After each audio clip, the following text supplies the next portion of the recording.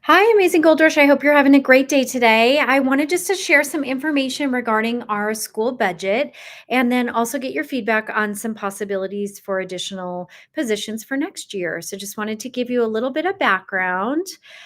This first slide shows how many kiddos we have at each grade level. That green column talks about how many kids are committed as of today, and it also gives you the sections we have at each grade level and the number of kiddos that we have to date.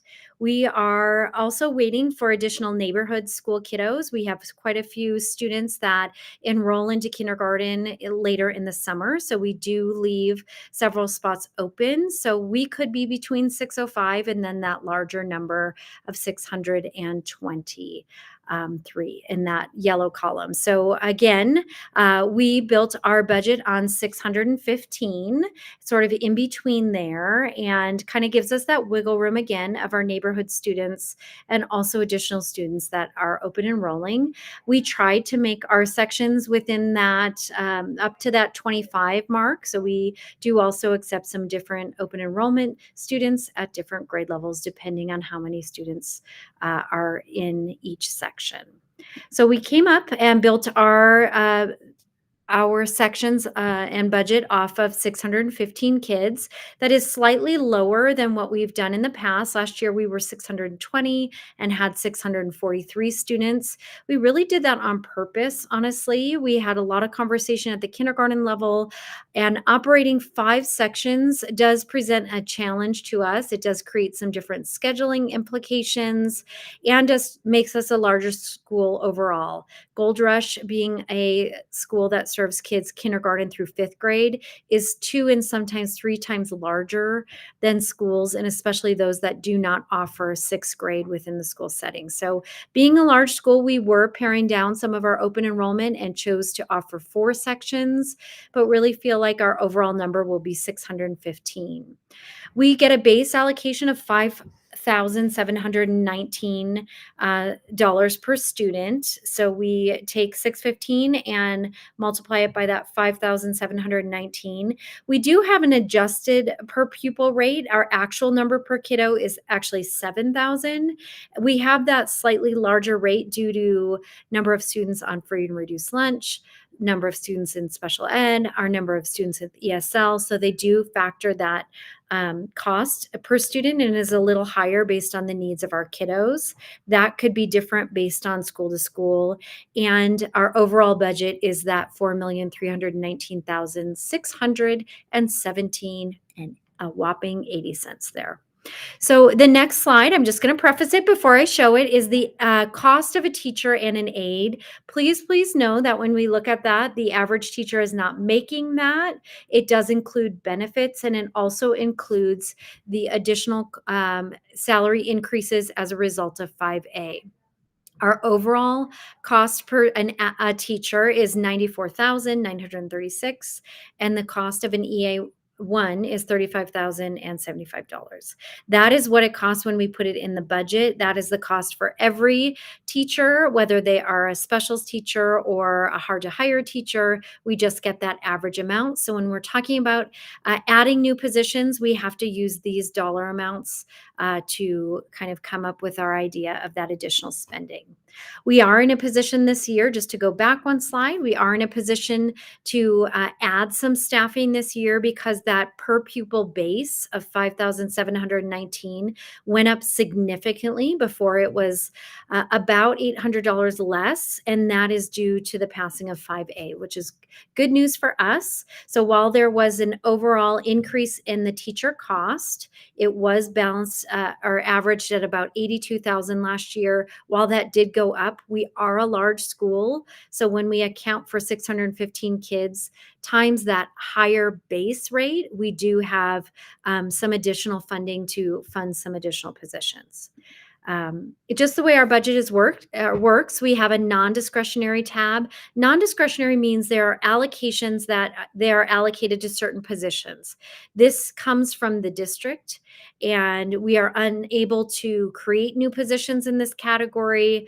And we can't use the money in other places. So, a full-time principal, we have a little less moderate needs. staff this year. We went from 3.0 to 2.5. We still continue to have certified mental health.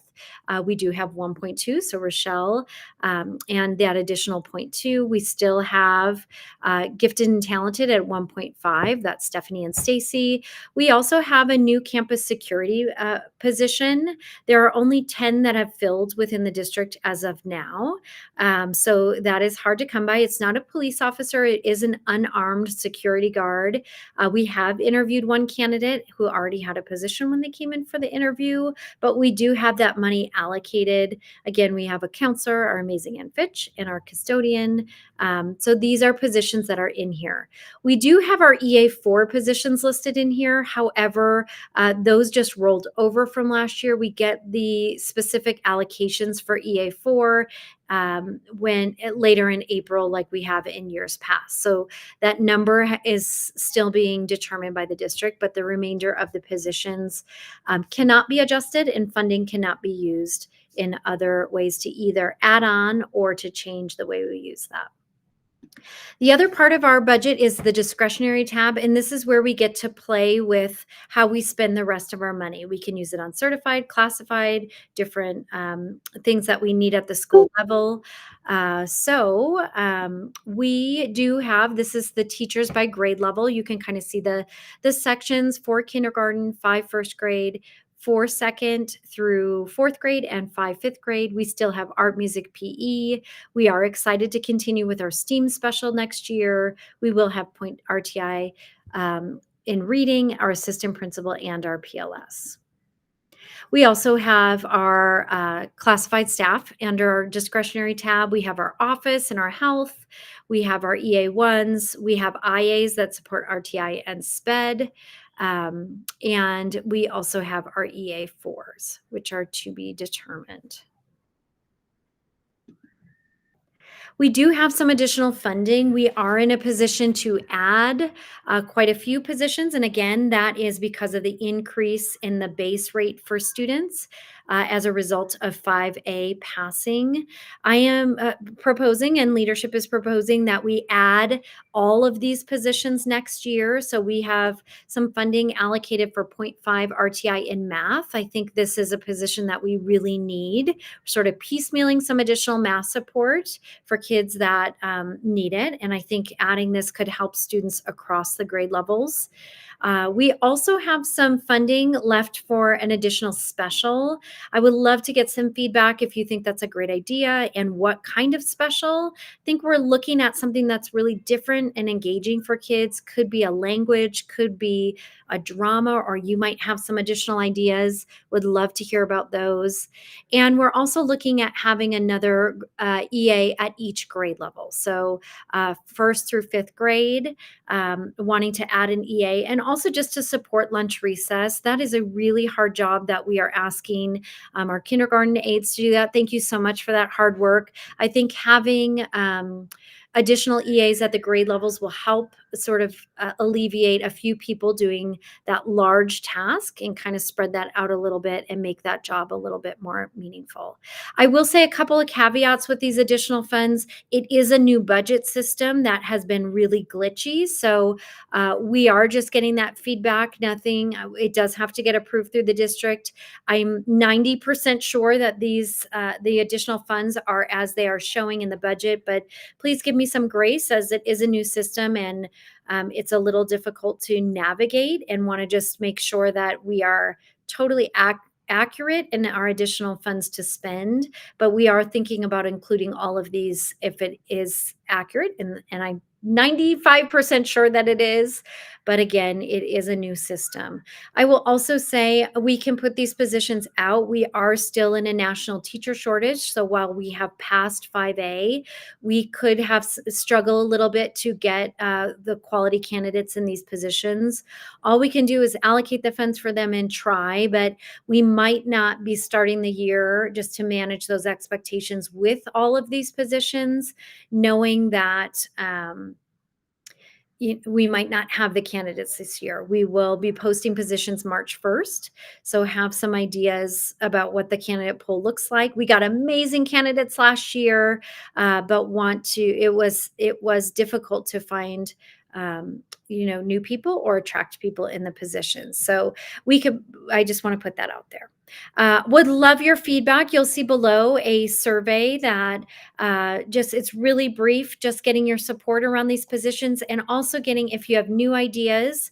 I do have a quick turnaround. The budget is due on Friday. So if you could please submit that feedback form by midday Thursday. And again, I wish I had more time, but the system has been new and very glitchy. So I wish I could have presented this before, but wanted to make really sure that we had this additional funding open. If you have questions or something wasn't making sense in this presentation, please come find me. Anita also has some great information about this. So let us know your questions. Please give us your feedback, and we can kind of go from there. Thank you so much. I appreciate all you do and feel so lucky that we work together. Have a great day.